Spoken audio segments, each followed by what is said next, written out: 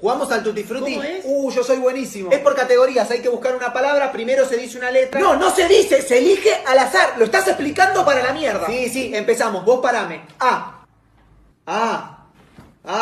¿Estás bien? Lo tenés que frenar, forro. Basta. Z. ¿Qué letra, poronga? Vamos.